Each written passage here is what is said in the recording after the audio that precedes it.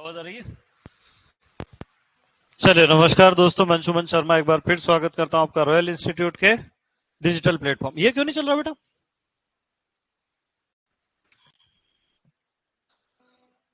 चलो, क्या पढ़ रहे थे हम लोग? ये टीवी तो यहाँ लगा हुआ था क्या? यहीं था? हाँ, क्या हो गया? स्विच बंद है? कहाँ बंद है? ये वाला? चलो,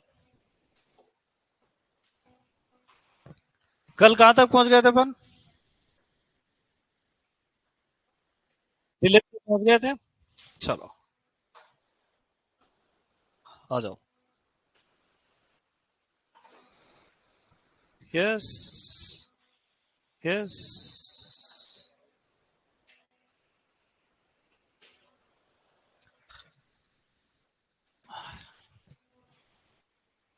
अब अपन पढ़ेंगे भू पृष्ठकरण के यंत्र।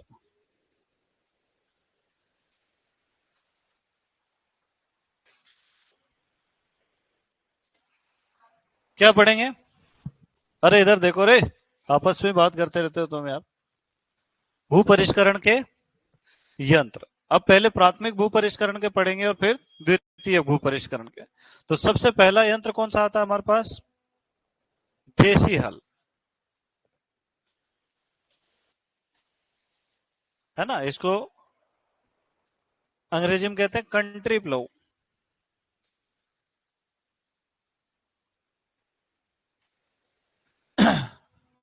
अब देसी हल जो है वो किस पदार्थ से बनता है? लकड़ी से बनता है ना? और नाली कैसे आकार की बनाता है? वी आकार। जो हल के द्वारा नाली बनाई जाती है उसको कहते हैं कूड़। क्या कहते हैं बेटा? कूड़। अब प्रश्न आता है कि देसी हल के द्वारा बनाई गई नाली का आकार कितना होता है? 10 बाय 10 सेंटीमीटर। मतलब उस नाली की चौड़ाई भी कितनी है? 10 सेंटीमीटर। और गहराई भी कितनी है? 10 सेंटीमीटर। तो तीन प्रश्न यहाँ पर अपन हल कर सकते हैं। पहला, देसी हल। देसी हल किस चीज से बना होता है? लकड़ी से बना होता है। अच्छा, कैसे आकार की नाली बनाता है? वी आकार की। और उस वी आकार का जो साइज कितना होता है? 10 बाय 10 सेंटीमीटर।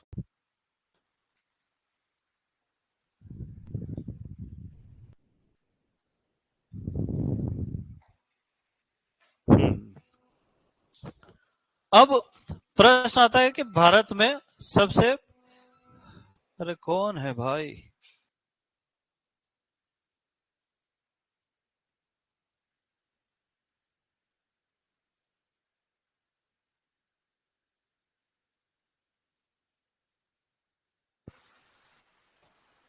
चल, तो देसी हल, तीन प्रश्न हो गए। अब प्रश्न आता है कि देसी हल की कार्य क्षमता कितनी होती है? कार्य क्षमता समझते हो आप लोग? एक हल में जितना हेक्टेयर क्षेत्रफल कवर कर देता है हल, उसको हम क्या कहते हैं? कार्य क्षमता। 3 या 1/3 हेक्टेयर, 0.33 हेक्टेयर प्रति दिन। एक दिन में कितने हेक्टेयर की जुताई कर सकता है? 0.33। इसका मतलब एक हेक्टेयर में कितने दिन लग जाएंगे? हाँ, 3 दिन लग जाएंगे। अब देखना है कि देसी हल केवल मिट्टी को चीरने वाला हल है। पलटता है क्या? नहीं। प्रश्न आता है कि देसी हल कौन सा कार्य नहीं कर सकता है? देसी हल मिट्टी को पलट नहीं सकता है ना? इसकी यही कमी है। तो देसी हल से अपन क्या क्या कर सकते हैं बताओ? हाँ, इससे जुताई कर सकते हैं क्या? खरपतवार नियंत्रण,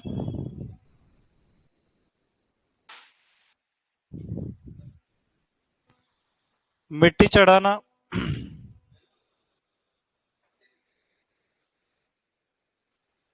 है ना? खाद फैलाना, आदि सभी कार्य किए जा सकते हैं। किंतु ये मिट्टी को पलट नहीं सकता है, बाकी सब काम करते हैं, है ना। देसी हल से बुआई भी की जा सकती है। क्या की जा सकती है? अब देसी हल से जब अपन बुआई करते हैं ना, तो उसकी दो विधियां हैं। एक विधि का नाम है केरा विधि और दूसरी विधि का नाम है पोरा विधि। तो केरा और पोरा का संबंध किससे है? देसी हल से बुआई करने से। केरा विधि में क्या करते हैं, हल आगे चला लेते हैं और वो जो नाली बनती है उसमें हाथ से बीज डाल देते हैं। जबकि पोरा विधि में क्या करते हैं, वो जो फनल आती है, कीप आती है, उस कीप के अंदर बीज डाला जाता है ना। तो नाली में हाथ से बीज डालना क्या कहलाता है? केरा विधि।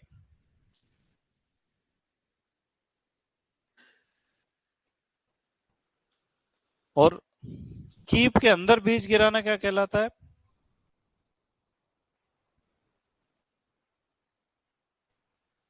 ये अपन कहेंगे कीप की सहायता से डाल देते हैं ना। और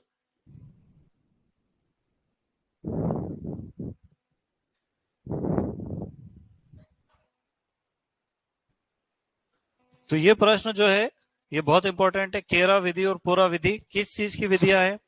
बुआई की, है ना। और किस हल से बुआई की जाती है इन विधियों में? देसी हल से। याद रहेगा।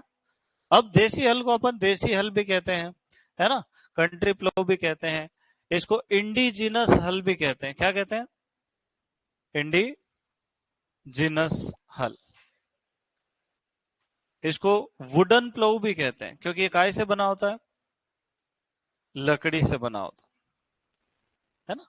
अब और आगे थोड़ा सा अपन चलते। कोई आपसे पूछे कि देसी हल का भार कितना है? 16 से 18 किलोग्राम। देसी हल का खिंचाव कितना है? तो देसी हल का खिंचाव है 80 किलोग्राम। अब अपने को तीन चीजें समझना है ना। एक तो अपन ने पढ़ा हल का आकार, ये हमेशा काय में आता है? सेंटीमीटर। दूसरा अपन ने देखा कूड़ क्या होता है, और तीसरा खिंचाव क्या होता है।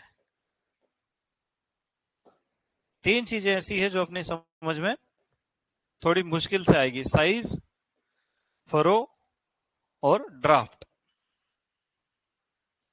साइज का मतलब क्या होता है? जब भी कोई कृषि यंत्र चलता है तो वो एक बार में जितनी चौड़ाई कवर कर देगा मृदा को, जितने चौड़ाई से पलट देता है या छेड़खानी करता है, जितने,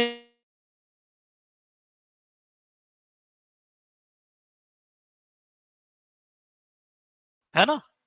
और जो पलव है उसकी 90 सेंटीमीटर होती है, लगभग 1 मीटर जितनी जगह वो इधर उधर कर देता है ना। तो लगभग 80 से सेंटीमीटर, सब 80 से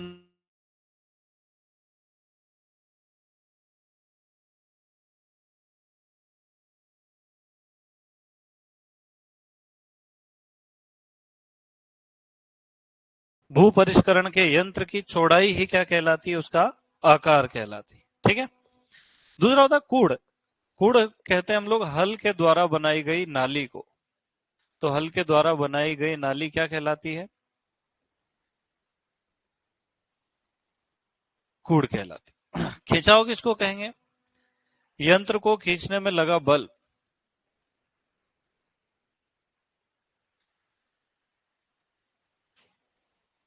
क्या कहलाता है? खिंचाव। और इस खिंचाव का मापन जो है वो हम करते हैं डायनेमोमीटर से। कैसे करते हैं? डायनेमोमीटर। प्रश्न आता है कि किसी भी भू परिष्करण के यंत्र का खिंचाव कौन से यंत्र से मापा जाता है?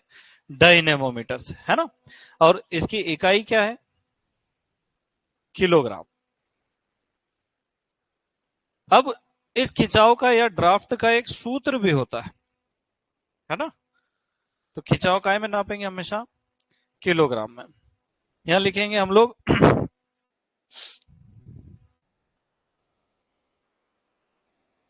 दो चीजें, गहराई और चौड़ाई, यानी उसका क्षेत्रफल। तो अपन लिखेंगे कूड़ का अनुप्रस्थ क्षेत्रफल। ये थोड़ा सा है ना इंजीनियरिंग साइड का टॉपिक है, इसलिए तुमको थोड़ा कठिन लगेगा। जो 12वीं का था वो अपन कल ही खत्म कर चुके, अभी एक्स्ट्रा है। है ना। इसमें काय का गुणा कर देंगे बेटा हम लोग मृदा के प्रतिरोध का। मुझे एक बात बताओ कि रेतीली मृदा में हल चलाना ज्यादा आसान है कि चिकनी मृदा में? रेतीली मृदा में ज्यादा आसान है ना, और चिकनी मृदा में कठिन है। तो अपन देखेंगे हल की चौड़ाई जितनी ज्यादा होगी, जुताई की गहराई जितनी ज्यादा होगी, खिंचाव भी उतना ज्यादा होगा। मिट्टी के कण जितने छोटे होंगे, खिंचाव भी उतना ज्यादा होगा। समझ में आ गई? तो खिंचाव कितनी बातों पर निर्भर करता है? दो बातों पर, है ना। एक तो उसके द्वारा बनाई गई नाली का जो क्षेत्रफल आता है वो, जैसे मान लो कि अपन ने छोटी नाली बनाई तो ये क्षेत्रफल तो कम आ गया, पर अगर अपन ने बड़ी नाली बनाई तो ये क्षेत्रफल ज्यादा आएगा, खिंचाव बढ़ जाएगा। मृदा का प्रकार चेंज होते ही खिंचाव भी परिवर्तित हो जाएगा, है ना। तो देसी हल का खिंचाव कितना है? 80 किलोग्राम। चलो और आगे चले। अब प्रश्न आता है देसी हल के कौन कौन से भाग होते हैं।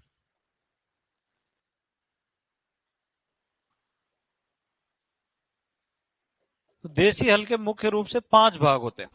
अपन एक छोटा सा चित्र बनाते हैं।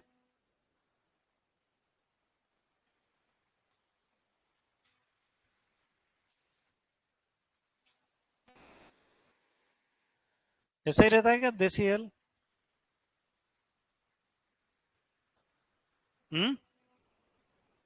पक्का?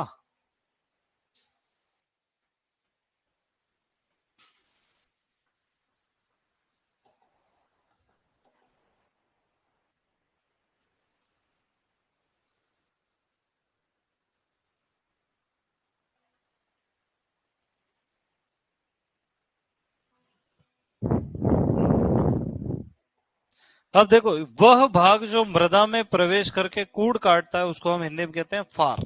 क्या कहते हैं? और अंग्रेजी में क्या कहते हैं? शेर।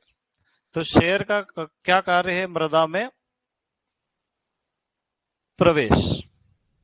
और दूसरा कार्य क्या है? कूड़ काटना। प्रश्न आता है कि कूड़ बनाने का काम किसका है? फार, है ना। फिर एक लंबी डंडी होती है जिसको हम कहते हैं हरीश। क्या कहते हैं? अंग्रेजी में इसको कहा जाता है बीम। क्या कहा जाता है? यह इस परोठा को किससे जोड़ती है? बैलों से। तो हल का आधार या हल मूल किसको कहा जाता है? परोठा को। परोठा को अंग्रेजी में दो नामों से जाना जाता है। कुछ लोग शू लिखते हैं, कुछ लोग फ्रॉग लिखते हैं।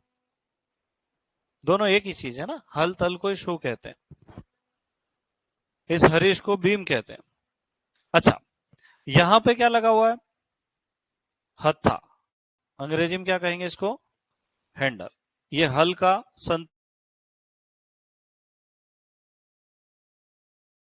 हल का आधार कहते हैं। क्या कहते हैं? हल मूल या हल का आधार।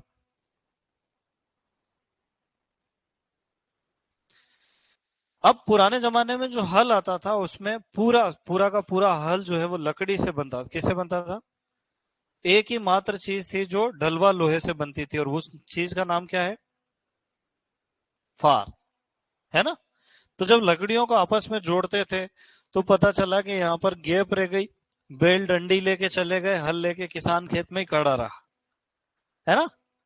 तो यहाँ पर लकड़ी के छोटे छोटे टुकड़े फंसा दिए जाते थे जिसको कहते हैं पच्छर। क्या कहते हैं? तुम्हारे यहाँ फाड़ी या फांस कहते हैं।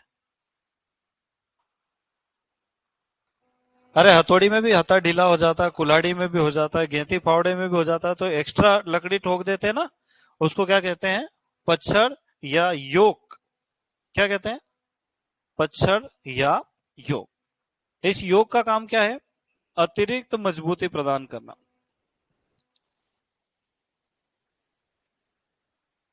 तो प्रश्न आता है कि हल में संतुलन बना रखना किसका काम है? हथे का काम है। मजबूती प्रदान करना किसका काम है? पच्छर का। हल का आधार किसको कहते हैं? सभी भाग फार, हरीश, हत्था, ये सब किस पे आकर जुड़ते हैं? परोठा पर। मृदा में प्रवेश कौन करता है? फार, है ना। और बैलों से कौन जोड़ता है हल को? जूड़े से। जूड़ा समझते हो? जो बैलों के कंधे पर रखते हैं उसको क्या कहते हैं? जूड़ा। तो हल को बैलों से जोड़ना किसका काम है? जूड़े का नहीं, हरीश का काम है ना।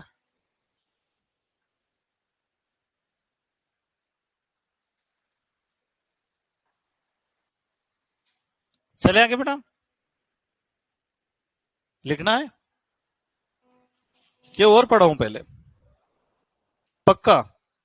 बोले आप पढ़ा के चले जाना, फिर हमारा मन पड़ेगा तो लिख लेंगे, नहीं पड़ेगा तो हम चुपचाप कॉपी बंद करके घर चले जाएंगे। ऐसा चाहते हो क्या तुम? हाँ।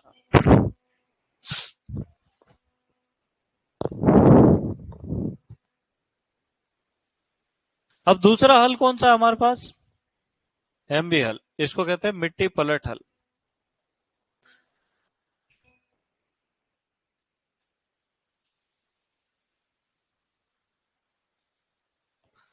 एमबी हल या मिट्टी पलट हल, याद रहेगा।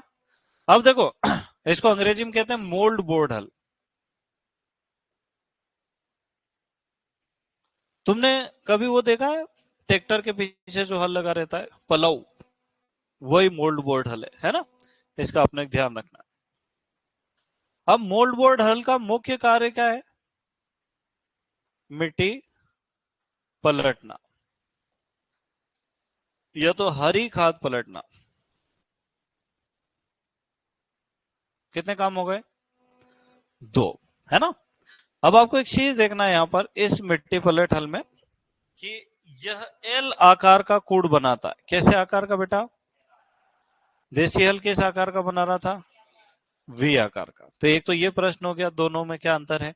एक एल आकार का बनाता है, एक वी आकार। देसी हल मिट्टी पलट सकता है क्या? कौन पलट सकता है? एमवी हल, है ना। अब हम लोग बात करें एमबी हल में, तो इसमें कुछ खास अपने को नहीं पढ़ना, इसके सिर्फ भाग उनके नाम लिख देता हूं मैं, क्योंकि ये बहुत कॉम्प्लेक्स संरचना है ना। पहले बैलों वाला आता था, अब तो ट्रैक्टर वाला आ गया।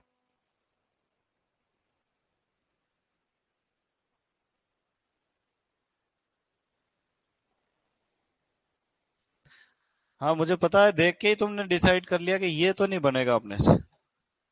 तुम्हारे अंदर जो टैलेंट है ना, कूट कूट के भरा हुआ, इस प्रकार की एक संरचना होती है जिसको हम क्या नाम से जानते हैं? एमबी हल।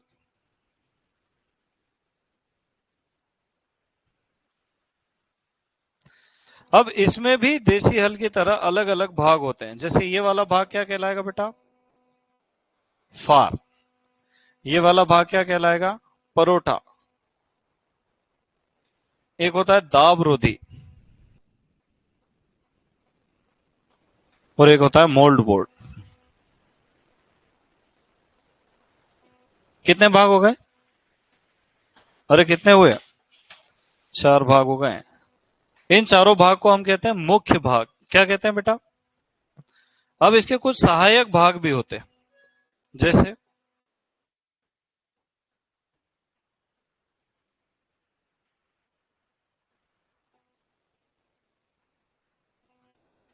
एक आता है कोल्टर। क्या आता है बेटा? तो ये या तो धारदार पहिया होता है, या तो फिर एक तलवार जैसी आकृति होती है। दो प्रकार के कोल्टर आते हैं, है ना। एक तो ऐसा धार वाला पहिया आता है, तवे जैसा, जो मिट्टी को चीर देता है ताकि फार आसानी से उसमें प्रवेश कर जाए, है ना। दूसरा था व्हील। व्हील को हम ट्रांसपोर्टेशन व्हील भी कहते हैं। इसका कार्य है हल को एक जगह से दूसरी जगह तक ले जाने में सहायता करना। और एक होता है क्लेविस, जिसकी सहायता से हल को बैलों से दौड़ा जाता है। तुमने देखा ट्रैक्टर में कभी वो चाबी फंसाते हैं, देखो गोल गोल रिंग, इस टाइप की चाबी तो बोलते हो उसको तुम, है। टॉप लिंक अलग चीज है ना। इसको क्या कहते हैं? चाबी। जब दोनों वो फंसा देते हैं उसके अंदर फिर लगाते हैं, है ना। टॉप लिंक तो वो भाग होता है जो सबसे ऊपर लिंक करता है उसको, और उसको घुमाओ तो उसकी लंबाई कम ज्यादा हो जाती है। देखा कि नहीं? मैं दिखा देता हूँ तुम।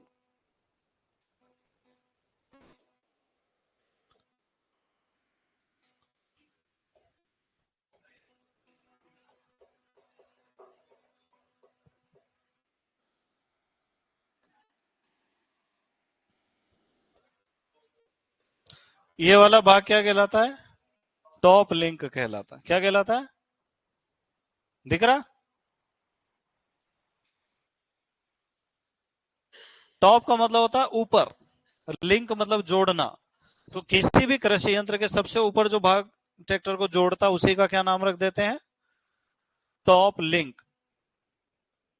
देखा हुआ है ना? इसको एक दिशा में घुमाते हैं तो इसका आकार बढ़ने लगता है जैक जैसे, वैसे ही दूसरी दिशा में घुमाते हैं तो इसका आकार घटने लगता है। इसका क्या उपयोग है, तुम बता सकते हो? क्या उपयोग है कृषि यंत्र में? एक शब्द होता है जुताई की गहराई।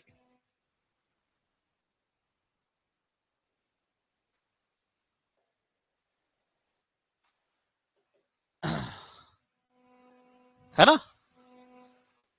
देखो, मान लो कि कोई कृषि उपकरण है अपने पास, हल है। अब ध्यान से देखना, ये क्या है अपने पास?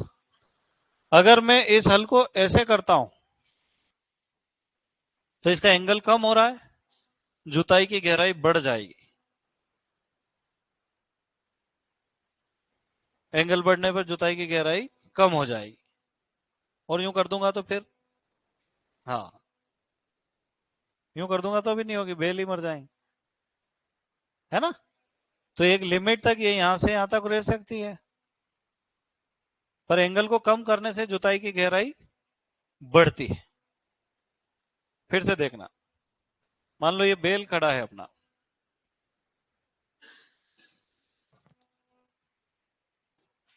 अरे वही, अरे भाई, ये तो सब साथ में चलती है यार, तुम रुको तो सही थोड़ी देर। हाँ, अब ऐसे तो बेल, टांगे काटना पड़े बेल की, है? अरे जुताई की गहराई बढ़ाने के लिए उस डंडी को नीचे एक तरफ लाना है, तो फिर बेल छोटे करना पड़ेंगे। तो इसके लिए क्या करते हैं, करके दिखाऊं?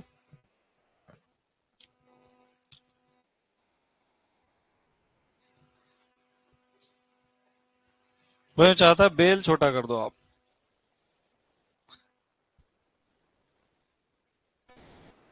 मान लो ये कोई हल है ना?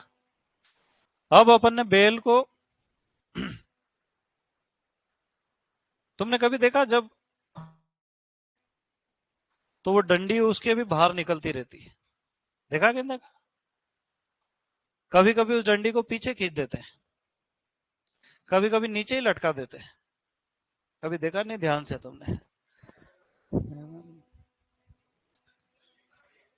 अब देखो, मैं अगर इसको ऐसे खसकाऊंगा तो एंगल कम हो जाएगा कि नहीं हो जाएगा? नहीं होगा। चलो फिर से मैं एक चित्र से बताता हूं तुम। मान लो ये हल ऐसे खड़ा हुआ है ना? ये थोड़ा कठिन मामला है कॉलेज लेवल का, पर फिर भी तुम देख लो क्या फर्क पड़ रहा है, अपने बाप का जाई क्या रहा है। अब देखना है, ये हल जमीन के नीचे जा सकता है क्या? अरे जमीन के नीचे जाएगा क्या? नहीं जाएगा। मैं ऐसे खींच दूं तो हल ऐसे चला जाएगा क्या? नहीं जाएगा, ये रहेगा तो जमीन के ऊपर। तो फिर इसका एंगल क्या हो जाएगा?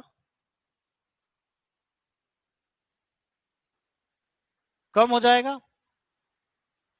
अरे कम हुआ ना, ये हाथ को कम हो जाएगा तो जुताई की गहराई बढ़ती है। जैसे इस डंडी को आगे धक्का मारूंगा तो एंगल बढ़ता जाएगा, जुताई की गहराई कम होती जाती। समझ में आया? ये किसानों को पहले से ही आता है, अपन पढ़ लिख के परेशान हो रहे हैं। है ना? तो कभी वो डंडी आगे बांध देते हैं, कभी पीछे बांध देते हैं, और डंडी छोटी पड़ जाती है तो उसको नीचे लटका देते रस्सी से, वो झूलती रहती है ना? तो वो काई के लिए, जुताई की गहराई को बढ़ाने के लिए। अब बात आती है टॉप लिंक की। किसकी बात आती है? जब भी हम कोई भी यंत्र देखते हैं तो उसमें 3 पॉइंट कनेक्शन हम देखते हैं। तुमने देखा कोई सा यंत्र अभी तक?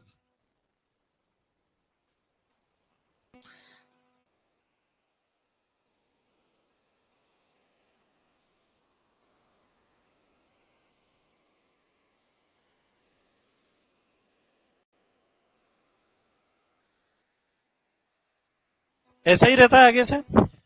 चाहे सीड ड्रिल देख लो, चाहे कल्टीवेटर देख लो, सारे यंत्र एक जैसे ही दिखाई देते हैं। अरे यार,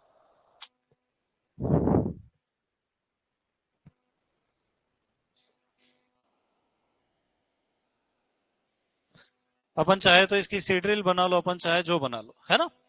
तो जो यहां पे आके जो भाग जुड़ेगा उसको कहते हैं टॉप लिंक। अभी अभी टॉप लिंक देखी अपन ने, अरे देखी क्या नहीं देखी, है ना। अब उस टॉप लिंक को अपन ने एक हिस्से से जोड़ दिया ट्रैक्टर के, क्लियर।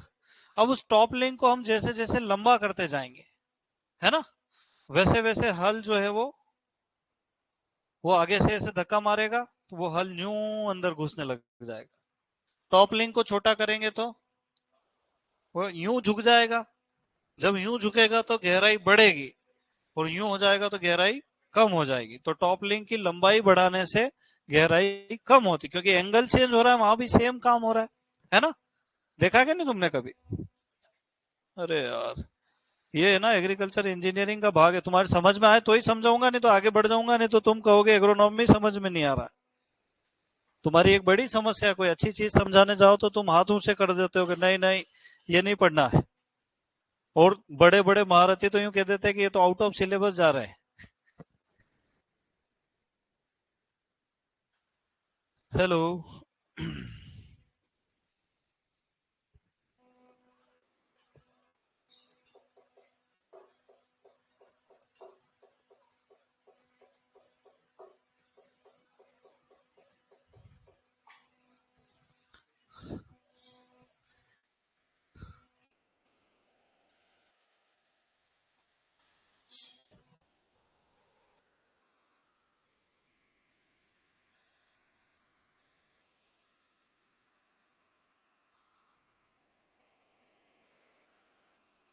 मुझे ही बनाना पड़ेगा एक आध एनिमेशन। ये तो कैसे बनती है।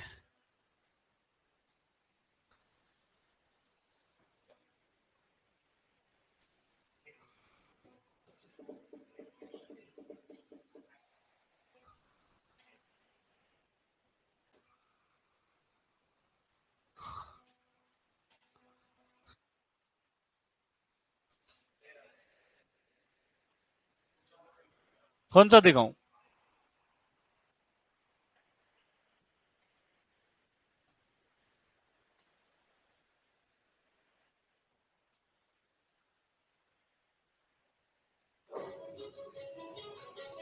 नहीं चाहिए भैया, हम ट्रैक्टर खरीदने वाले लोग हैं। ये देखो। देखिए इसको कितना टाइट रखना है, कितना फ्री रखना है, और साइड को हमें कैसे एडजस्ट करना है, तो इसी के बारे में आपसे बिल्कुल बात करेंगे।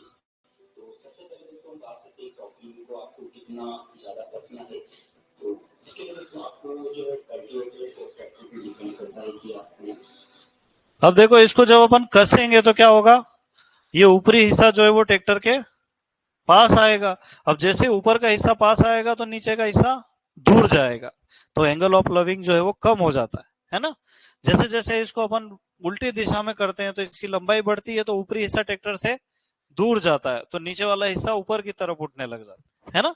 बस ऐसे ही काम करता है। बाकी तुम्हारे मनोरंजन के लिए वीडियो देख लो भले। कितना ज़्यादा कसना है, तो अभी आप देख सकते हैं हमारा जो ट्रैक्टर है ऊंचाई से 30 है, और इसमें 13 6 टायर है, और पीछे कल्टीवेटर जो है 9 टायर वाला कल्टीवेटर है। तो टॉपलिंग को दोस्तों आप देख सकते हैं हमारे जो अभी हम बता रहे हैं स्वराज की साइकिल बता रहे हैं। तो इसमें दोस्तों टॉपलिंग आप देखिए जो अभी हमने कस रखी है, तो इसके बाद हमने 3 से 4 आटे छोड़ रखे। तो इस बात का आपको ध्यान रखना है बार बार की ट्रैक्टर चलाते हैं तो बाहर की साइड कितने आटे छूटने चाहिए। अभी 4 आटे छूटे हुए हैं। और दूसरी बात दोस्तों जो टॉपलिंग हमें सेट करने के बाद इसमें दोस्तों एक लॉक होती है ये वाली, ये अलग अलग ट्रैक्टर में अलग अलग तरह की होती है। तो इसको हमेशा आपको फिक्स करना है, इसको ढीला नहीं रखना है। इसको अगर आप ढीला छोड़ेंगे तो ये ऑटोमेटिकली टॉपलिंग जो हमारी ढीली होती जाएगी और गहराई नहीं ले पाएगा। तो इसको चलो। हाँ, इंजीनियर साहब है, उन्होंने मोबाइल से वीडियो बना दिया। चले आगे। तो ये काम किसका है, टॉप लिंक। तो वो जो चाबी आती है इसको कहते हैं क्लेविस।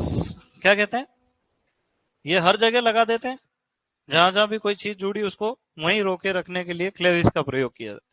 तो ऐसे ही क्लेविस का प्रयोग हल को जोड़ने में भी किया जाता है। किससे? बैलों से या जुए से, किसी से। अच्छा, तो अब यहां पर देखो ये जो अपन बात कर रहे हैं एमबी हल की, इसके मुख्य भाग कितने? 4।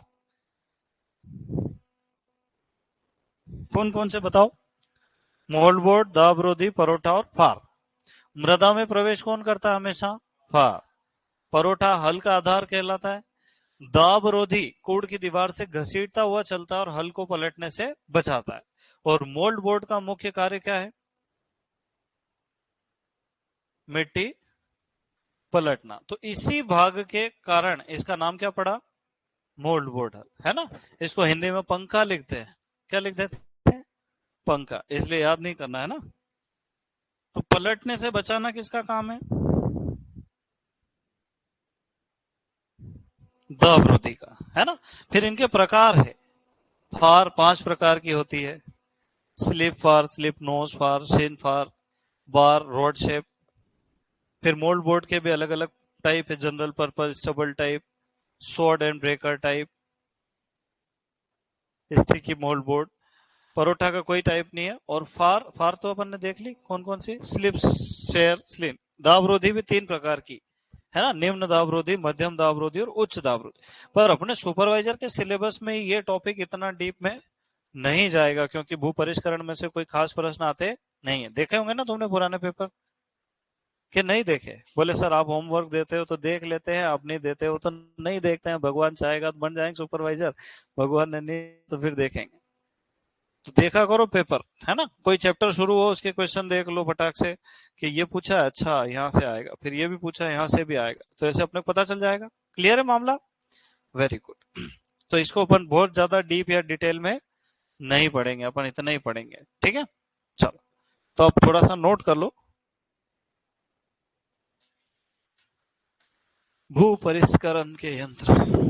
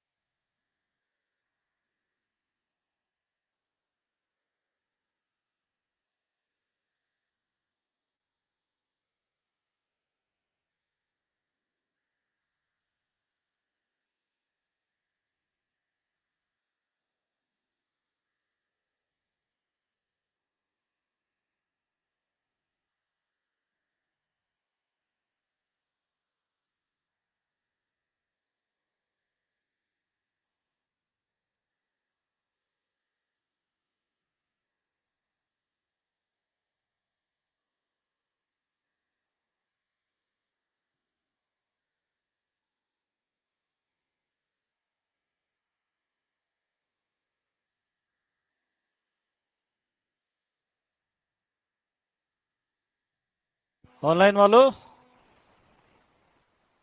जल्दी लिखना बेटा।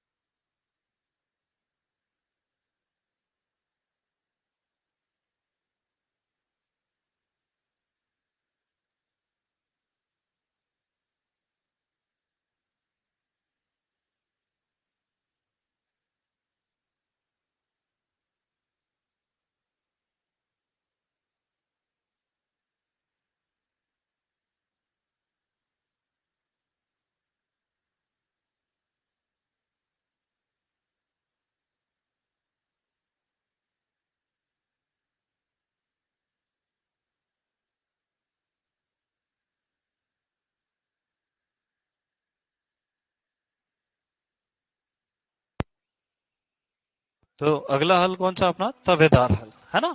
और इसमें, इसको अंग्रेजी में कहते हैं डिस्क हल। इसमें डिस्क कोण और टिल्ट कोण, दो प्रकार के कोण बनते हैं। डिस्क कोण होता है 40 से 45 डिग्री और टिल्ट कोण होता है 15 से 25 डिग्री। अब ये होता क्या है वो मैं समझा देता हूं तुमको। देखो, मान लो कोई डिस्क हल है ना, और उसमें तवे लगे हुए हैं।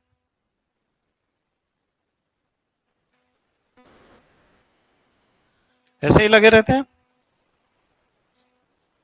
पहले आप बताओ, आप टीचर हो। हाँ बेटा, ऐसे ही लगे रहते हैं, है ना। इस हल को अपन क्या कहते हैं, डिस्क हल या तवेदार।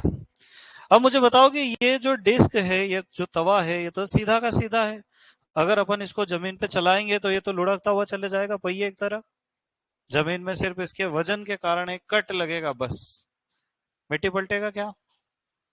नहीं पलटेगा। अरे पलटेगा क्या? ऐसे यूं सीधा रहेगा तो पलट देगा? नहीं पलटेगा। घर का तवा चला, लुढ़का ना लुढ़क जाएगा खेत, है ना। तो इसको एक तो पहले तो सीधे से टेढ़ा किया। क्या कर दिया? सीधे से क्या कर दिया अपन ने, उसको टेढ़ा कर दिया। मान लो इसकी रेफरेंस लाइन बना लेते। पहले कैसा था ये, सीधा। फिर अपन ने क्या कर दिया, इसको टेढ़ा कर दिया। तो ये जो कोण बनेगा इसको कहते हैं टिल्ट कोण। क्या कहते हैं?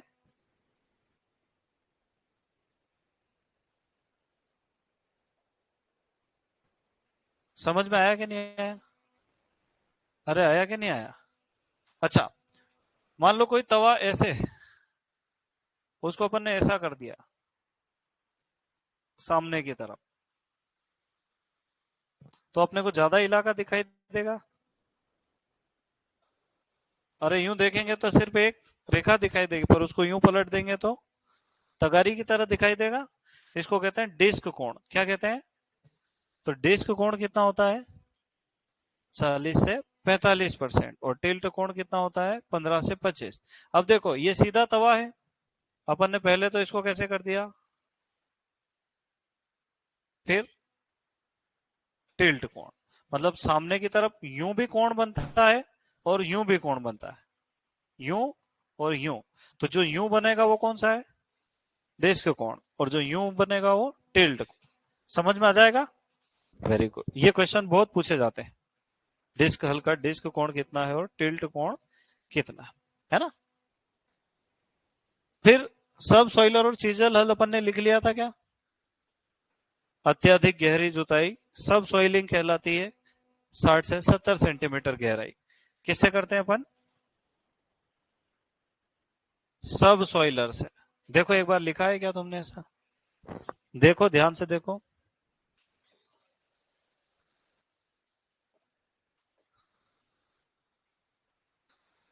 ऐसा लिखा है क्या? मैंने तो लिखा था, अब तुमने लिखा कि नहीं लिखा क्या पता। जहां चीजेल हल सब सॉइलर लिखा ना, वहीं लिख दिया था मैंने। इसी हल के प्राथमिक भूपरिष्करण के उपकरण, देसी हल, एमबी हल, डिस्क हल और चीजेल हल। उसमें लिखा है कि अत्यधिक गहरी जुताई क्या कहलाती है बेटा,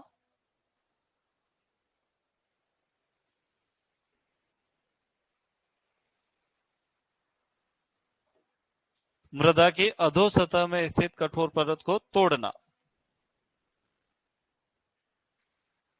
ऐसा लिखा था क्या?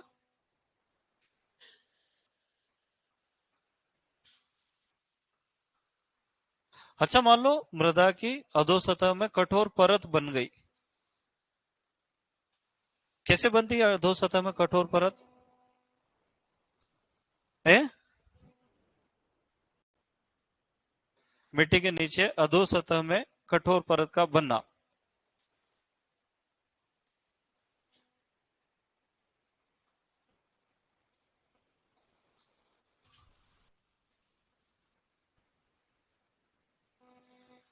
किस कारण बनती है बेटा? हर साल अगर हम एक ही गहराई पे जुताई करते जा रहे हैं, करते जा रहे हैं, करते जा रहे हैं, तो क्या होगा, वो जो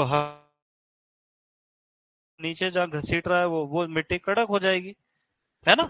अब ये अधोसतह में स्थित कठोर परत क्या नुकसान करती है, बताओ। हाँ, जल भराव पैदा कर सकती है क्या, लवण एकत्रीकरण हो जाएंगे क्या। पर ज्यादा बारिश होगी, नीचे जाने का तो रास्ता बंद हो गया ना, तो खेत में पानी भर जाएगा।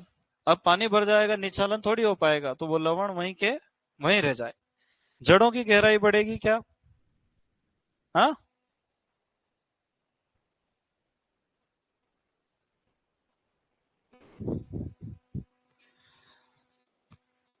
हाँ, नहीं बढ़ेगी ना। बहुवर्षीय पेड़ है जो, या उद्यानिकी फसलें, वो जड़ें भी उसको भेद के अंदर नहीं जा पाती। तो ये तीन नुकसान है किस चीज के, अधोसतह में कठोर परत के बनने से, है ना। तो ये लिख लो फटाफट।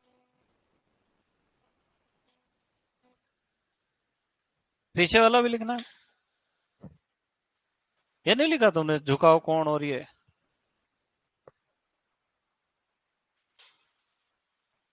डायग्राम थोड़ी बनाना है, डायग्राम नहीं बनाना।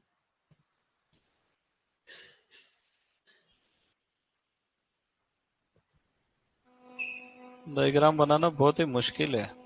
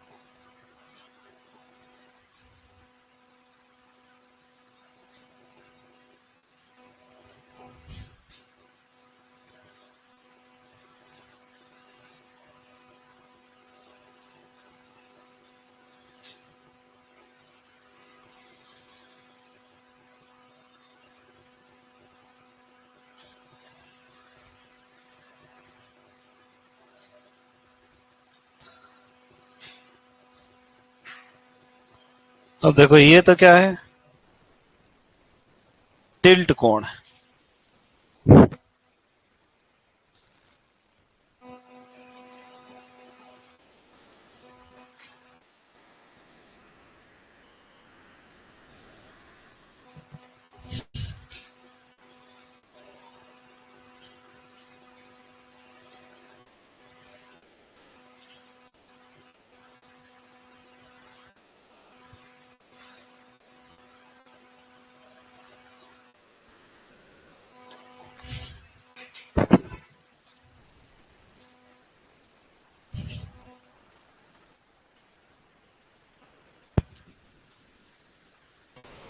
और ये जो सामने की तरफ खुला हुआ दिख रहा है क्या है, डिस्क कोण, है ना। अरे ये जो झुका हुआ दिख रहा है सीधी रेखा के, वो तो कौन सा है, टिल्ट कोण। और अब आर पार रेखा तो इस बोर्ड में बना नहीं सकता मैं, है ना। पर वो उस आर पार रेखा से जितना इधर खुला हुआ है वो क्या है, डिस्क कोण है। जैसे मान लो ये सीधी रेखा है, अब इसमें से जितना मटेरियल इधर की तरफ निकला होगा ऐसे, उसको क्या कहेंगे अपन, डिस्क कोण। जैसे तगारी को पकड़ के यूं दिखा दें अपन, तो वो डिस्क कोण है ना।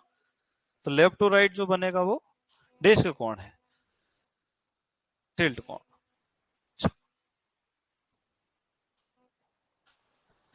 एग्रीकल्चर बच्चों को ये समझाना बहुत मुश्किल काम है।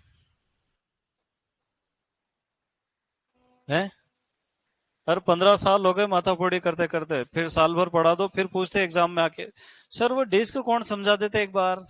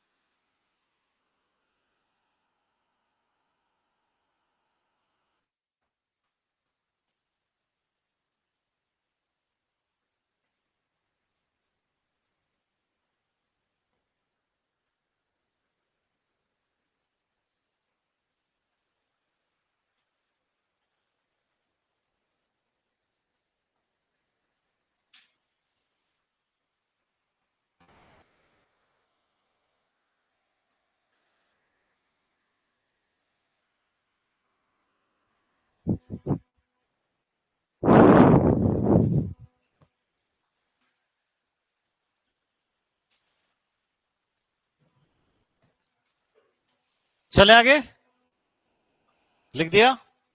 चलो अब अपन कुछ द्वितीयक भूपरिष्करण के यंत्र पढ़ेंगे, जैसे कल्टीवेटर। कल्टीवेटर आप सब लोगों ने देखा है ना? तो अपने को ध्यान रखना है कि कल्टीवेटर यंत्र कौन से भूपरिष्करण में आता है? प्राथमिक में आता है, द्वितीयक में? तो यहां लिखेंगे द्वितीयक भूपरिष्करण के यंत्र।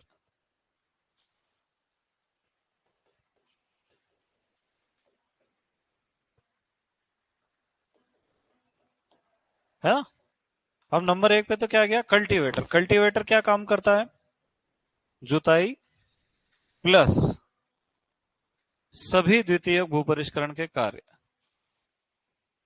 फिर से लिखाऊं क्या? ढेले तोड़ना, खाद मिलाना, खरपतवार नियंत्रण करना। हाँ,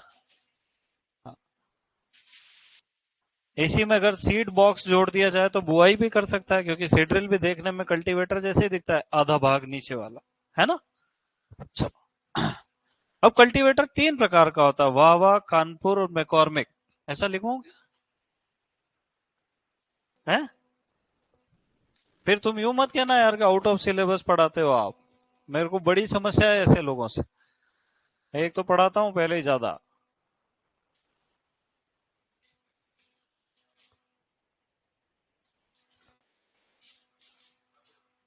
कल्टीवेटर भी मृदा को केवल चीरता है, वी आकार का कुड़ बनाता है, पलटता वलटता नहीं है।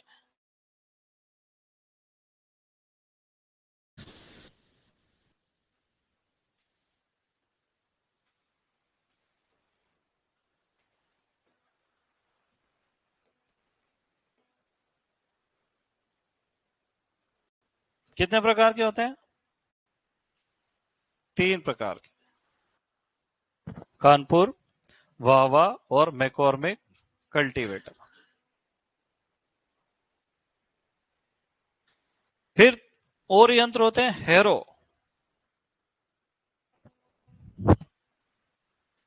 हैरो में भी क्या लिखेंगे अपन? ये क्या कार्य करते हैं? द्वितीयक भूपरिष्करण के सभी कार्य।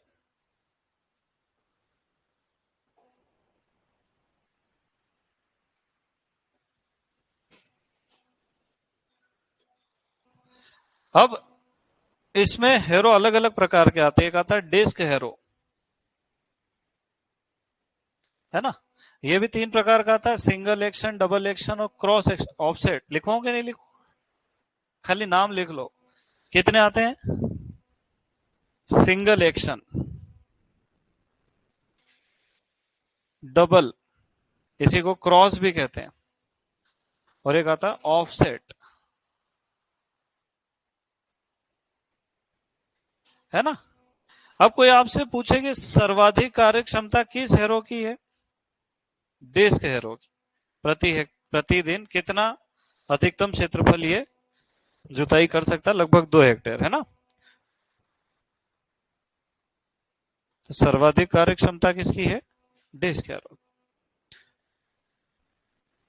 फिर दूसरा होता है खूंटीदार हैरो।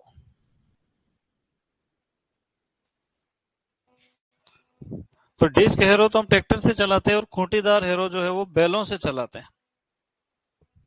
कौन है भाई? और तीसरा है कमानीदार हैरो या स्प्रिंग हैरो।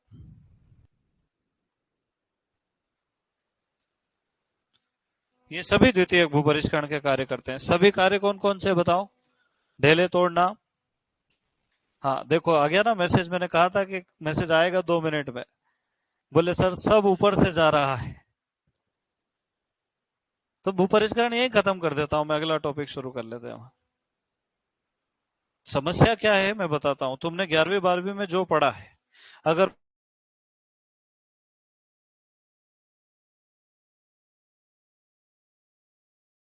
और कोई आदमी अगर नया पढ़ा है तो फिर वो तुमको कठिन भी लगता है, तुमको डर भी लगता है, घबराहट भी होती है, दिल भी धड़कने लग जाता है तेजी से। तो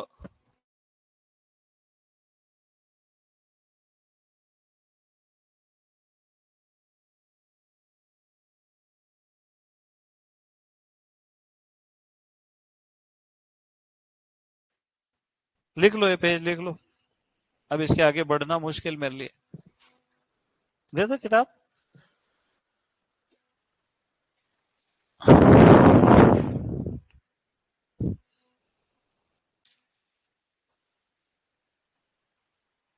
बेटा आपस में बात नहीं करना यार, ये गुण तुमने बचपन से सीखा है, ट्रेनिंग ली बाद में।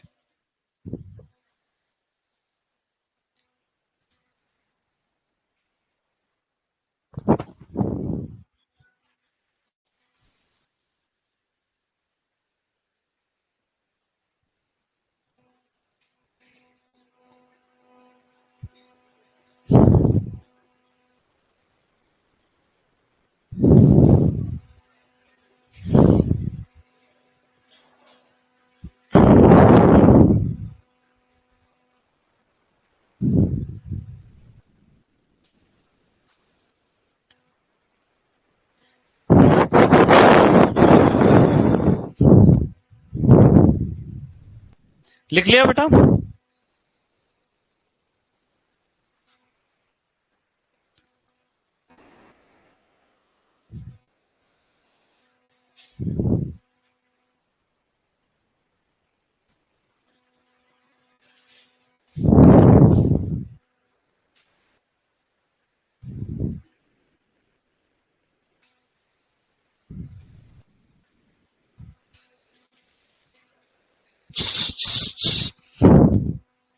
लिख लिया क्या? अब अगला यंत्र लिखो, फील्ड रेक या दंताली। फील्ड रेक या दंताली। दंताली देखी तुमने? हाँ। इसका क्या कार्य है? द्वितीयक भूपरिष्करण के कार्यों को छोटे स्तर पर करता है और हस्तचालित उपकरण है, मतलब इंसान चलाता, बैलों की जरूरत नहीं होती।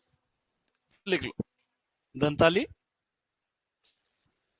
सभी द्वितीयक भूपरिष्करण के कार्यों को छोटे स्तर पर करता है।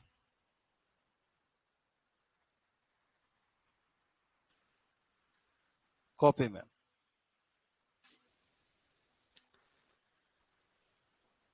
है ना, दंताली या फील्ड रेक सभी द्वितीयक भूपरिष्करण के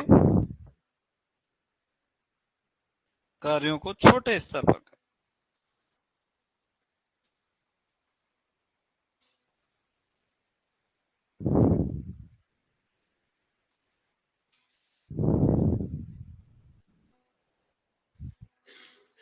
अगली लाइन में लिखो, यह एक हस्तचालित उपकरण है, मतलब इसमें इंसान ही काम करता है, बैल से काम नहीं होता, हाथ से चलाने वाला उपकरण। यह एक हस्तचालित उपकरण है।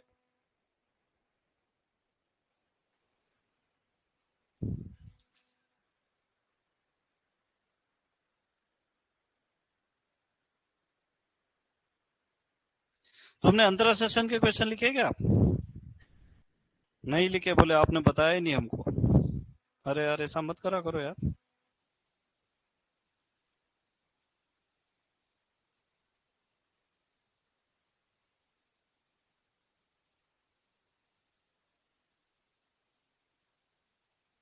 पढ़ लेते अपन सुपरवाइजर का।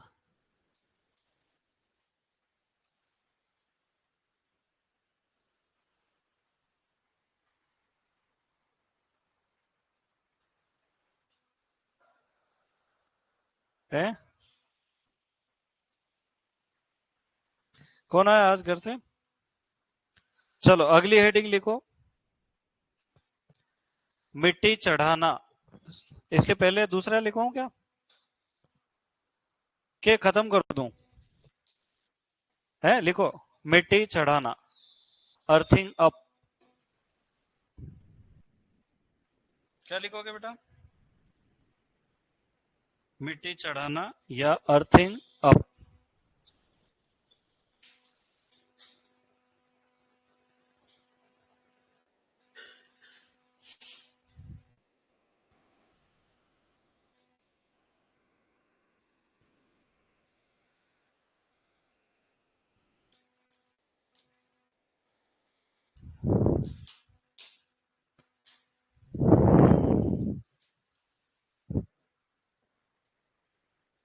लिख दिया?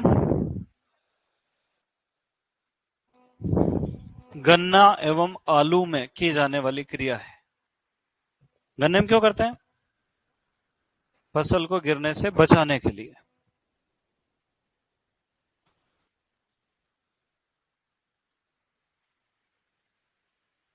सर आपसे प्रार्थना है कि कैमरा सही करवा दो, बार बार हिल रहा है।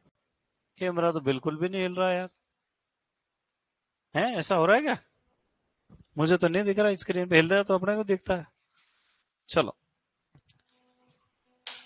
मिट्टी चढ़ाना किसमें की जाने वाली क्रिया है? गन्ना और आलू। इसके अलावा जो भी भूमिगत फसलें, कंद वाली फसलें, उन पर भी समय समय पर मिट्टी चढ़ाई जाती है ना। और एक गुच्छेदार मूंगफली पे, कौन सी प्रकार की मूंगफली में? गुच्छेदार में। फिर एक शब्द आता अंतःकर्षण।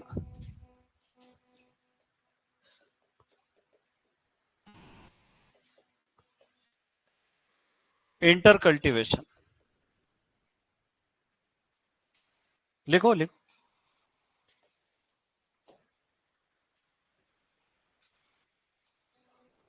Inter cultivation.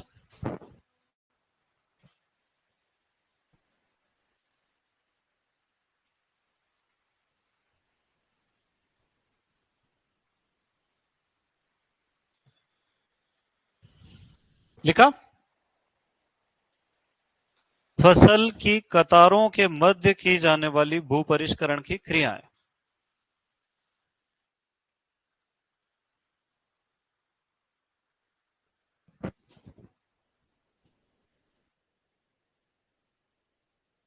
फसल की कतारों के मध्य की जाने वाली भू परिष्करण की क्रियाएं।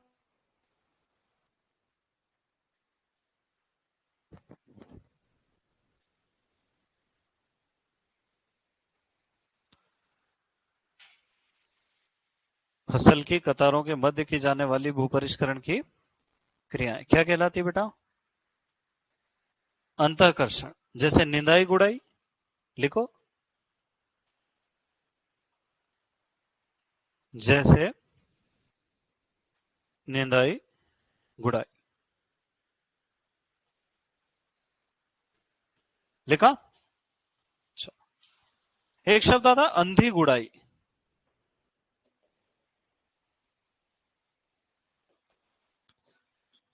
यह भी द्वितीय भू परिष्करण है। कौन सी फसल में की जाती है बेटा? हाँ, लिखो। अंधी गुड़ाई। अंग्रेजी में क्या कहते हैं इसको? Blind hoeing. अंग्रेजी में क्या कहते हैं? Blind hoeing.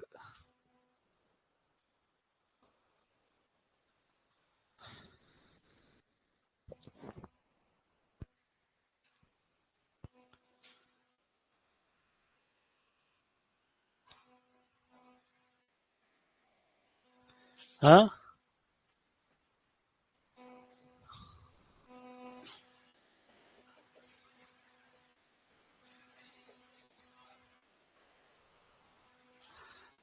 लिखो। गन्ने में अंकुरण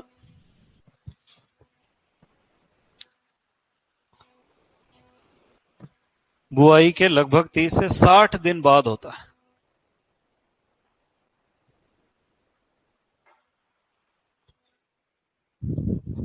गन्ने में अंकुरण बुआई के लगभग 30 से 60 दिन बाद होता है।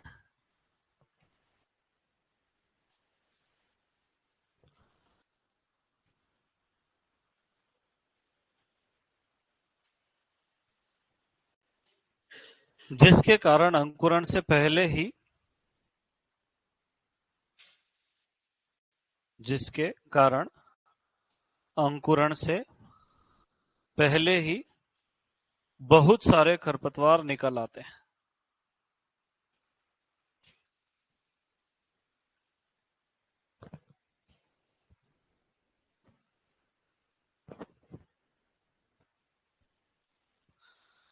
जिन्हें नियंत्रित करने के लिए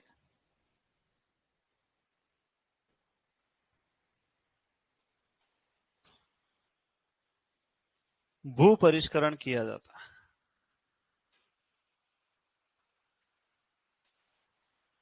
जिन्हें नियंत्रित करने के लिए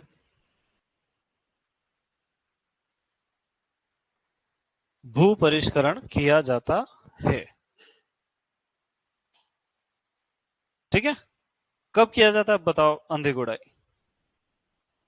अंकुरण के पहले, किंतु बुआई के बाद। ये याद रखना है कि बुआई तो कर दी पर अंकुरण नहीं हुआ, तो क्रिया क्या कहलाएगी? अंधी गुड़ाई। ठीक है, अब लिखो लाभ।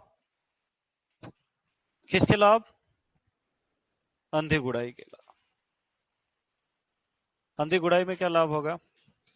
खरपतवार नियंत्रण, पपड़ी तोड़ना, वायु संचार बढ़ जाता है। खरपतवार नियंत्रण, पपड़ी तोड़ना, वायु संचार बढ़ जाता है। और क्या लाभ होगा? अंकुरण का प्रतिशत बढ़ता है। कितने लाभ हो गए? 4। अंकुरण का प्रतिशत बढ़ता है। लिख लिया बेटा? पक्का पक्का? चलो नेक्स्ट। अब लिखो पडलिंग।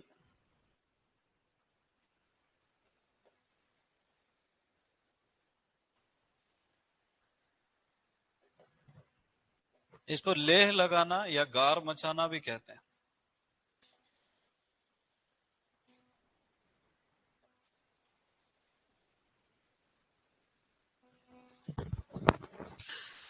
लेह लगाना या गार मचाना। लिखो धान के खेत में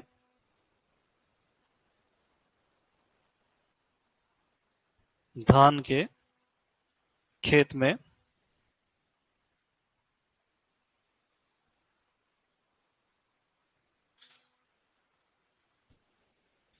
बुआई अथवा रोपाई से पहले, धान के खेत में बुआई अथवा रोपाई से पहले, धान के खेत में बुआई अथवा रोपाई से पहले कीचड़ मचाना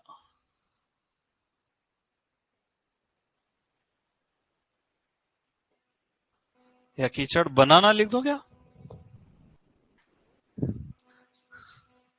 धान के खेत में बुआई अथवा रोपाई से पहले कीचड़ मचाना क्या कहलाता है? पडलिंग कहलाता है ना? देखो इधर ध्यान से। धान के खेत में हम हमेशा पानी भर के रखते हैं, है ना? पर अपने खेत में अगर अपन सिंचाई करें, पानी दे, तो पानी तो अंदर चले जाता है। अपन 2 दिन तक लगातार पानी दे तो भी वो अंदर जाता ही रहता है, रुकता ही नहीं। क्यों नहीं रुकता है? क्योंकि रंध्रावकाश है, बड़े बड़े रंध्र है, अकेशीय रंध्र, सारा पानी उनसे नीचे चले जाता। तो फिर इसके लिए क्या करते हैं? धान के खेत में थोड़ा सा पानी भर देते हैं, सिंचाई कर देते हैं, और फिर 10, 20, 50, 100 लोग मिलके वहां धान के खेत में लुंगी डांस करते हैं। क्या करते हैं? तो उनके पैरों की वजह से वो सारे ढेले टूट जाते हैं, कंकर पत्थर निकाल के वो बाहर फेंक देते हैं, खरपतवार भी निकाल के बाहर फेंक देते हैं।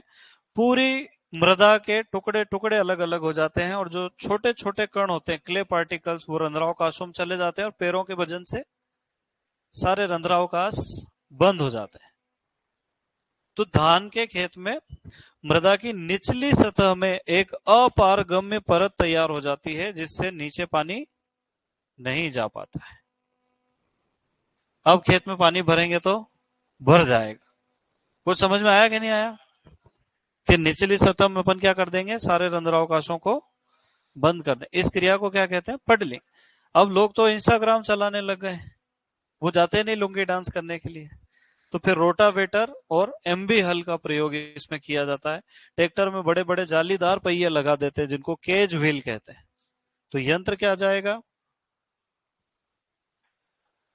है ना? एक तो एमबी हल से करते हैं, या तो केज व्हील, है ना?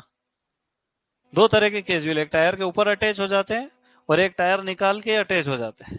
लोहे का ही टायर रहता है, जाली वाला पहिया, है ना? या रोटावेटर से भी करते हैं।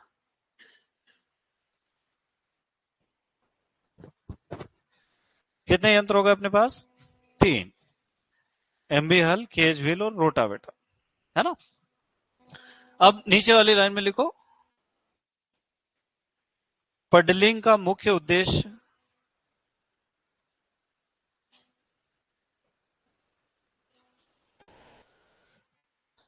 मृदा की निचली सतह में, पडलिंग का मुख्य उद्देश्य मृदा की निचली सतह में एक अपारगम्य परत बनाना है।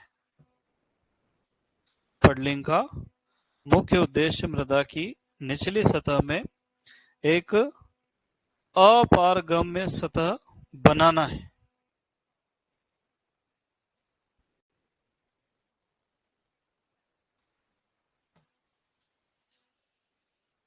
जिससे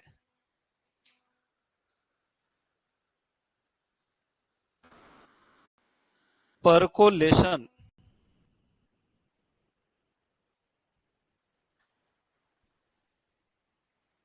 को कम किया जा सके।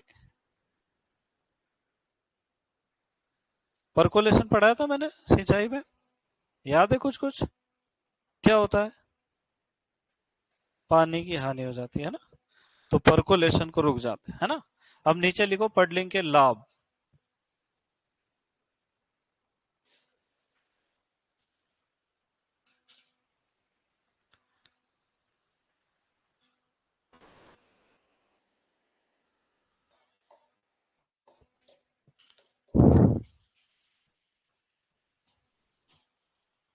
पडलिंग के लाभ, पहला लाभ लिखो, परकोलेशन कम होना।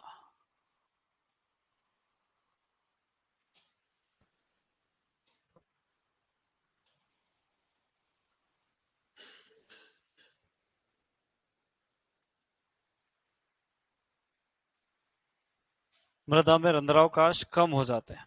हालांकि ये लाभ नहीं है, सब परिणाम है ना। मैंने तो समय समय के हिसाब से अपन उसको काउंट कर सकते।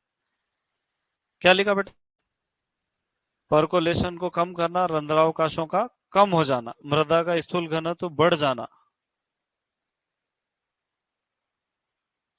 मृदा का स्थूल घनत्व बढ़ जाना।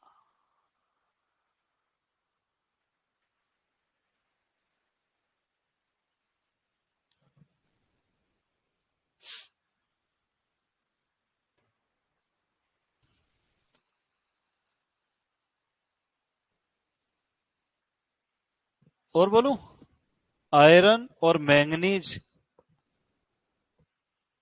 विषाक्तता, आयरन और मैंगनीज की विषाक्तता या अधिकता हो जाती है। जल भराव के खेतों में होती है ना आयरन मैंगनीज की विषाक्त।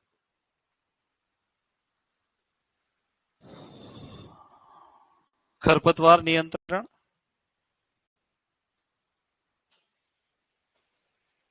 विषाक्तता, खरपतवार नियंत्रण, रोपाई में आसानी,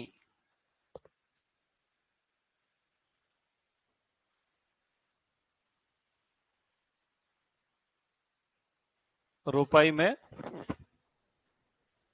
आसानी।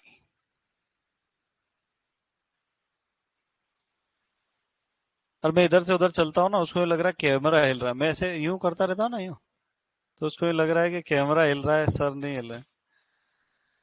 पैर नहीं दिखते ना, जिसको पैर दिखते हैं उसको तो मालूम है कि ऐसे ऐसे सर कर रहे हैं। अब उसको ये लग रहा है कि मेरा कैमरा ही हिल रहा है, और ज्यादा ध्यान से देखे चक्कर भी आ सकते हैं उसको। चलो, रोपाई में आसानी, फास्फोरस की उपलब्धता का बढ़ना, फास्फोरस की उपलब्धता का बढ़ना,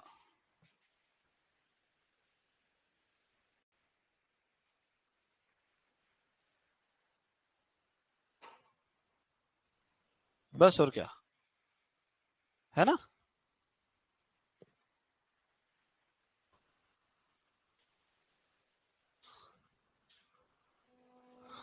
अब पडलिंग होती कैसे है, देखी तुमने कभी? ज्यादा तो नहीं दिखाऊंगा, थोड़ा सा ही दिखाऊंगा, 30 सेकेंड।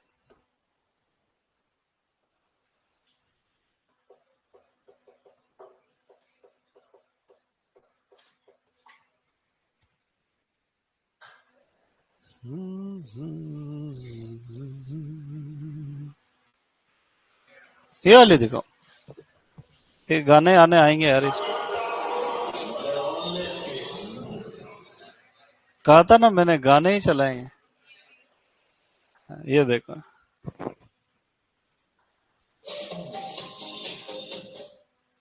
यार ये गाने क्यों चल जाते हैं यार। आवाज का तो ऑप्शन दिख रहा तुमको?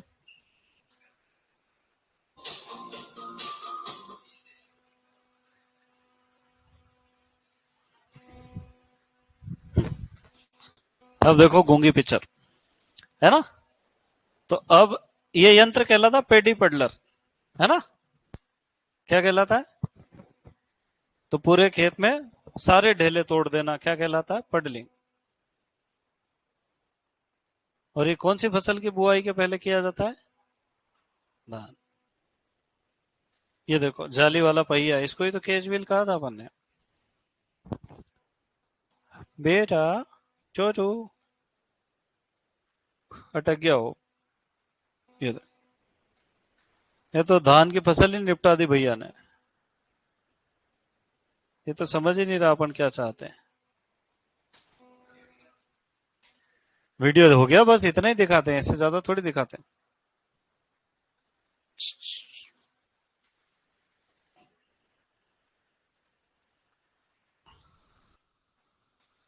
अब हेडिंग लिखो, कुछ प्रमुख कृषि यंत्र।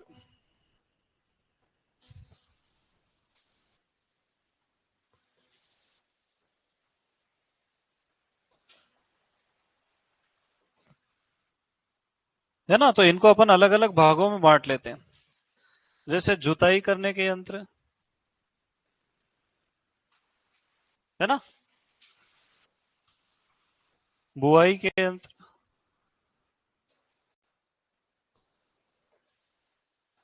खरपतवार नियंत्रण के यंत्र।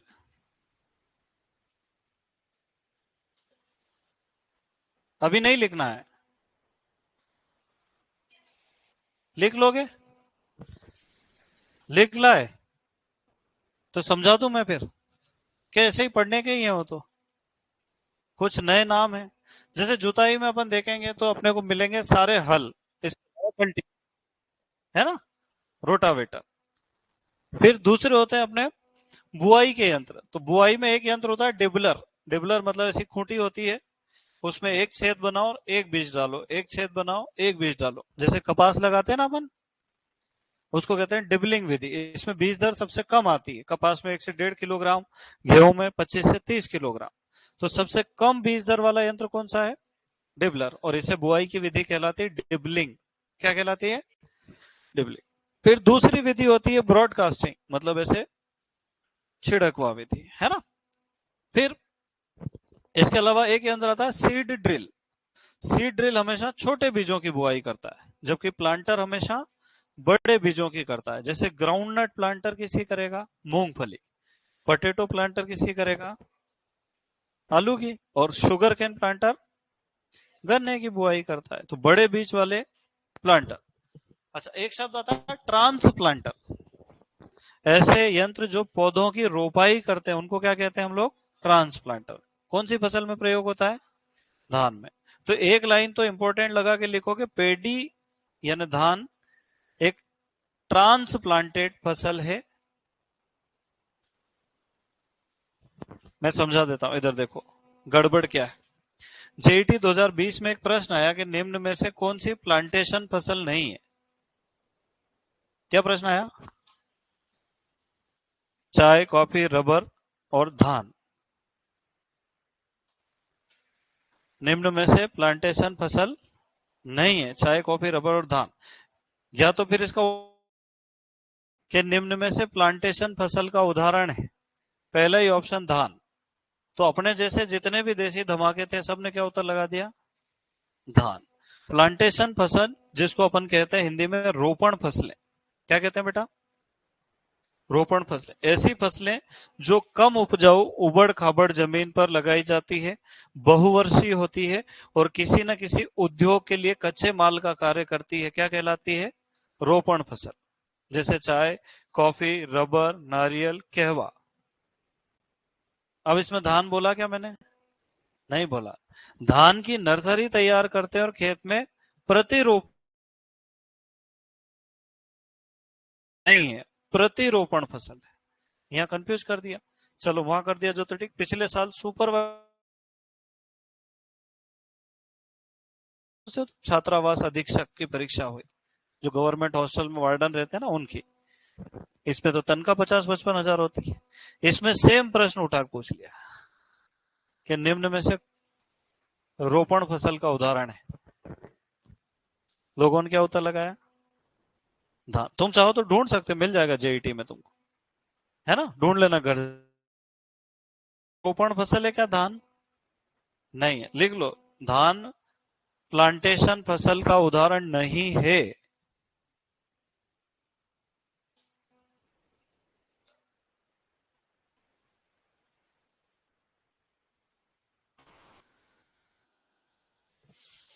धान प्लांटेशन फसल का उदाहरण।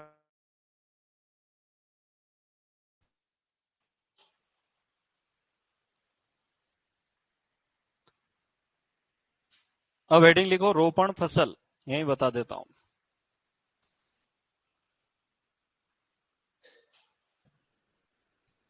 क्या लिखा बेटा, रोपण फसल, है ना। उबड़ खाबड़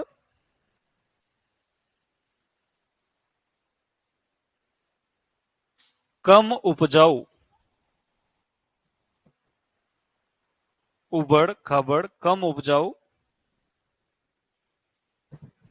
क्षेत्रों में लगाई जाने वाली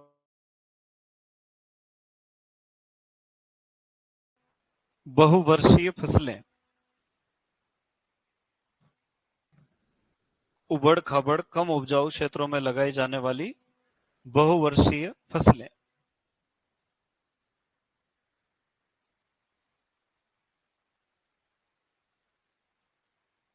रोपण फसलें के उदाहरण, चाय, कॉफी, चाय कॉफी, रबर, नारियल और कहवा। कहवा समझते हो, कोकोआ, जिससे चॉकलेट बनती है ना। चाय, कॉफी, नारियल, कोको, ये सब कौन सी फसलें हैं, प्लांटेशन। जैसे एक CPCRI, central plantation crop research institute, Kasaragod, Kerala, है ना। काजू भी रोपण फसल में आता है ना। तो प्लांटेशन कॉरपोरेशन वहां। अब एक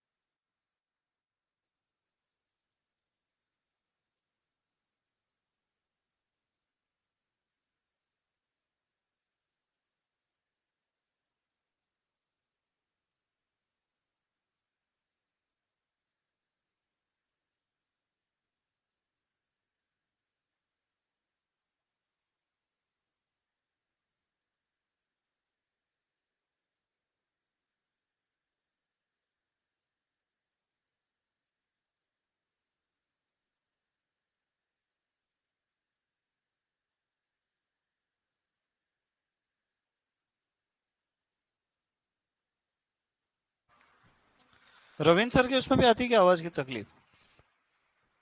खाली मेरे ही लेक्चर में आती बस है? चलो, तो ये CIAE कहाँ स्थित है बेटा? भोपाल MP में।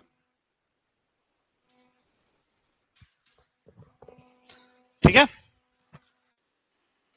अब बुआई के यंत्र में हो गया अपना ट्रांसप्लांटर तक। इसके बाद फिर आता है एक सीड ड्रिल और seed cum fertiliser drill. Fertiliser drill का क्या काम है? बुआई के साथ उर्वरक देना। और इसमें बीज को नीचे रखा जाता है कि ऊपर रखा जाता है ना? पहले तो अपने देखना है सीड ड्रिल। सीड ड्रिल क्या करता है? सिर्फ और सिर्फ बुआई करता है बीजों की। और सीड कम फर्टी ड्रिल लिखा हो तो, या फर्टी कम सीड ड्रिल लिखा हो, दोनों में से कोई भी आगे लिख सकते हैं ना। अब ये दो काम करेगा। क्या काम करेगा? बुआई भी करेगा और उर्वरक भी देगा। अब मुझे बताओ कि ये मान लो अपनी फसल का बीज है, तो उर्वरक कहां दिया जाएगा? नीचे। कितना नीचे? कम से कम 5 सेंटीमीटर नीचे।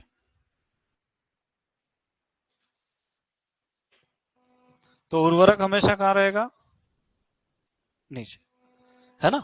उर्वरक ऊपर डाल दिया, बीज के ऊपर डाल दिया तो बेचारा मर ही जाएगा, है ना? तो जड़ को उर्वरक चाहिए। जड़ें कहां से निकलेगी? नीचे की तरफ।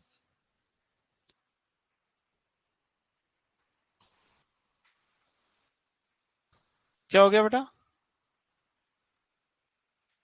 तुम और मन पड़े तो लिख सकते हो, नहीं पड़े तो कोई दिक्कत ही नहीं है, कोई मजबूरी नहीं है।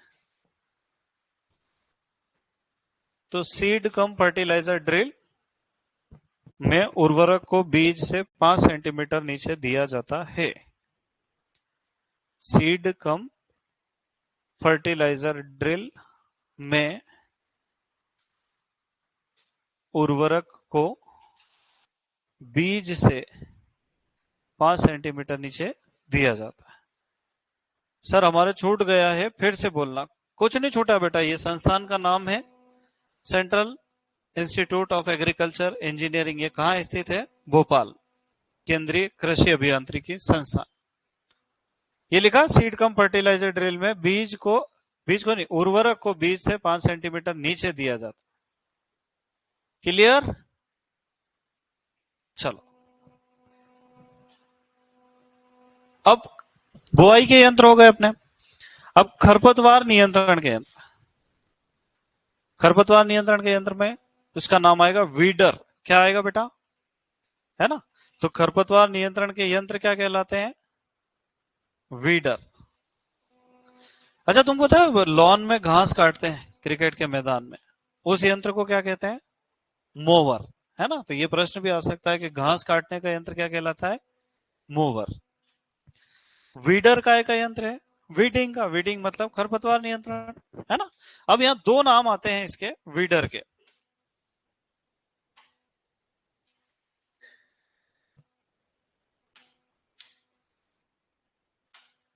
एक आता है कोनो वीडर,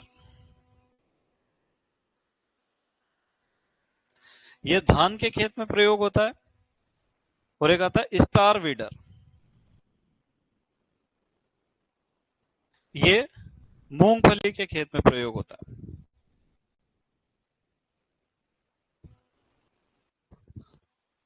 कोनो वीडर का प्रयोग धान के खेत में और स्टार वीडर का प्रयोग मूंगफली के खेत।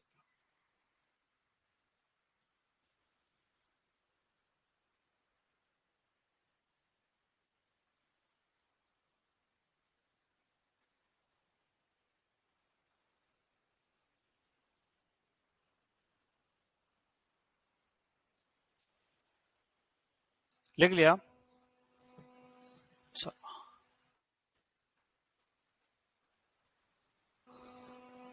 अब समतलीकरण के यंत्र। समतलीकरण में किसका प्रयोग करते हैं? है ना? करहा, स्क्रेपर का, रोलर का, पाटे का और हाइड्रोजर का। सिर्फ यंत्रों के नाम ही याद रखना है, ठीक है? ऐसे एक ज्वाला फेंकने का यंत्र आता है, उसका नाम है फ्लेम थ्रोवर। क्या नाम है? जो आग से खरपतवारों को जला देता है उसको क्या कहते हैं? Flame throw. उसकी ज्वाला का तापमान कितना होता है? 1000 डिग्री सेल्सियस। क्लियर है मामला? चलो,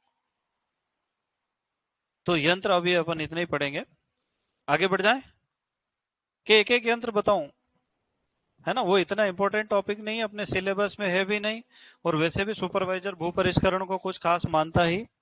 उसका कारण मैंने बताया था तुमको? नहीं बताया? तुम्हारे 12th आरबीएससी की जो बुक है, इसमें चैप्टर नंबर 5 का नाम क्या है बेटा? हाँ, शुष्क खेती। अब लिखा बाहर तो सिर्फ शुष्क खेती है, पर इसके साथ साथ ही मिश्रित खेती भी आ जाती है इसमें। मिश्रित फसल, अंतरासेशन भी आ जाता है, फसल चक्र भी आ जाता है, और भू परिष्करण भी आ जाता है। मतलब 12th की जो बुक है, इन सबको मिला के एक ही चैप्टर समझती है। और फिर भी अगर 12वीं में देखें तो इस चैप्टर का वेटेज है सिर्फ 2 मार्क्स। मतलब 56 नंबर का एग्रीकल्चर का पेपर आता है, उसमें से सिर्फ 2 नंबर। इस कारण से जेईटी वाले भी इसको कुछ खास समझते नहीं है, ये सुपरवाइजर वाले भी इसको कुछ खास समझते नहीं, है ना? बाकी दूसरा राज्य होता है जैसे उत्तर प्रदेश है या एमपी है, तो उसमें भू परिष्करण खुद एक चैप्टर है, तो ऑटोमेटिक उसके क्वेश्चन पूछना पड़ते हैं। यहाँ बोलेंगे शुष्क खेती में से देना, बोले हाँ एक आध दे दो, अब बताओ यहाँ से देगा, यहाँ से देगा, यहाँ से देगा, यहाँ से देगा, नहीं देगा तो नहीं देगा, है ना? तो इसलिए कहते हैं इनका ज्यादा लोड लेना नहीं रहता। अब अगला चैप्टर कौन सा शुरू करेंगे अपन? खरपतवार भी बचा हुआ है तुम्हारा? अरे वाह यार।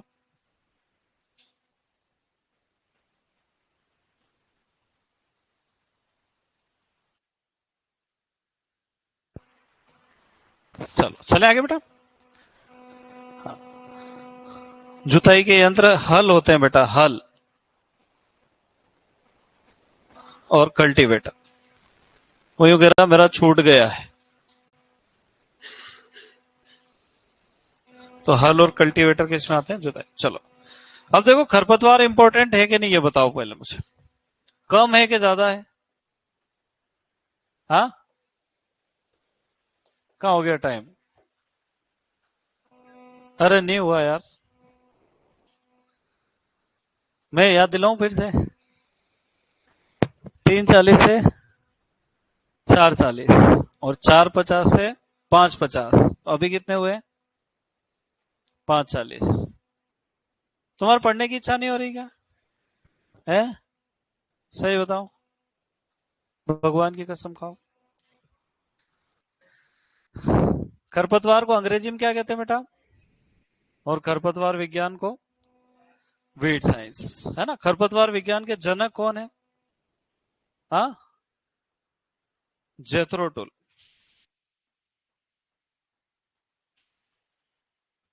और जेथरो टुल की किताब का नाम क्या है? Horse hoeing husband. अब देखो, विश्व में लगभग 3 लाख पादप प्रजातियां, कितनी बेटा? 3 लाख प्रकार के पौधे हैं। उसमें से मात्र 1000 प्रकार के पौधों को हम फसल के रूप में उगाते हैं। अगर टॉप 50 फसल की बात करें तो 99% क्षेत्रफल और उत्पादन 50 फसलों का ही है। और उसमें से भी गेहूं, धान और मक्का की बात करें तो विश्व के आधे से भी अधिक क्षेत्रफल में केवल 3 फसलें लगाई जाती। कुछ समझ में आया? कि पौधे तो 3 लाख है, पर उनमें सबसे ज्यादा इंपॉर्टेंट गेहूं, धान और मक्का है। और इंपॉर्टेंट पूछे तो फिर 50 फसलें हैं जिनकी खेती ज्यादातर होती है, बाकियों की नहीं होती। अब ऐसे पौधे जो खेत में हम उगाते हैं वो तो क्या कहलाते हैं?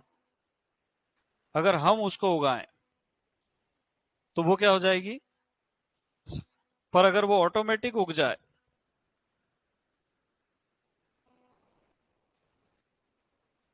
वो क्या कहलाएगा? खरपतवार, क्योंकि हम तो उगा ही नहीं रहे, वो खुद उग रहा है, और खुद उगेगा तो हमारे पौधों से, फसल के पौधों से कंपटीशन करेगा, प्रतियोगिता करेगा और हानि पहुंचाएगा। तो हम कह सकते हैं कि अनडिजायरेबल अनवांटेड प्लांट्स, अवांछित पौधे ही क्या कहलाते हैं? खरपतवार। तो अवांछित पौधों को ही क्या नाम दिया गया है? खरपतवार। पर परिभाषा तो यूं कहती है कि ऐसे पौधे जो बिना उगाए फसलों के साथ उग आते हैं, लाभ की तुलना में हानि पहुंचाते हैं, खरपतवार कहलाते हैं। इनको ऑफ टाइप प्लांट भी जेथरो टूल ने कहा है, इनको अनडिजायरेबल प्लांट्स भी जेथरो टूल ने कहा है। अनडिजायरेबल प्लांट्स का मतलब होता है अवांछित पौधे। तो खरपतवार को हम अवांछित पौधे भी तो कह सकते हैं। क्या कह सकते हैं? पर अवांछित खरपतवार 12वीं की बुक में रोगियों को लिख दिया उन्होंने, बहुत खतरनाक राजस्थान वाले। उन्होंने खरपतवार का प्रकार बना दिया अवांछित खरपतवार। वो अवांछित नहीं है, वो रोगियों है। क्या है? रोगियों मतलब दूसरी किस्म का पौधा है ना, तो उसका नाम रख दिया अवांछनीय खरपतवार। जबकि जेथरो टूल ने किसको अवांछित पौधे कहा था? सभी प्रकार के खरपतवार आ जाए तो अपने लिए अवांछित है। तो सारे ही खरपतवार कैसे हैं? अवांछित, of type plants, unwanted undesirable plants, जो नहीं चाहिए वही है ना। चलो, तो लिखो खरपतवार विज्ञान। एक परिभाषा लिखा के छोड़ देता हूं बस। लिखा? देखो कितनी खुशी छोड़ने के नाम पे।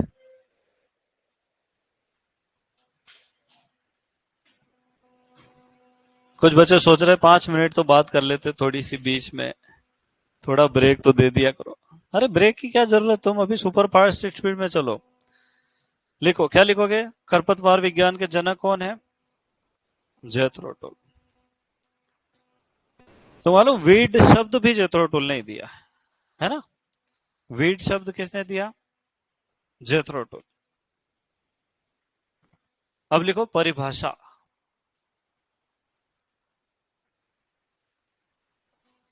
लिखो, ऐसे पौधे जो बिना उगाए उग आते हैं,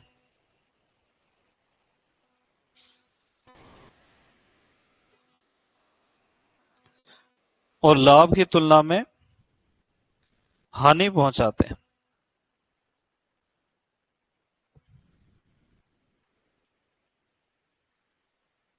ऐसे पौधे जो बिना उगाए उग आते हैं,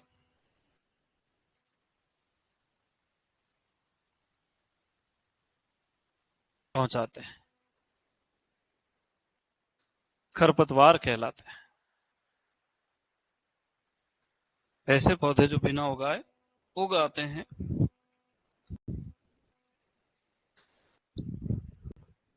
एवं लाभ की तुलना में हानि पहुंचाते हैं, खरपतवार कहलाते हैं, है ना। बस आगे कल पढ़ेंगे।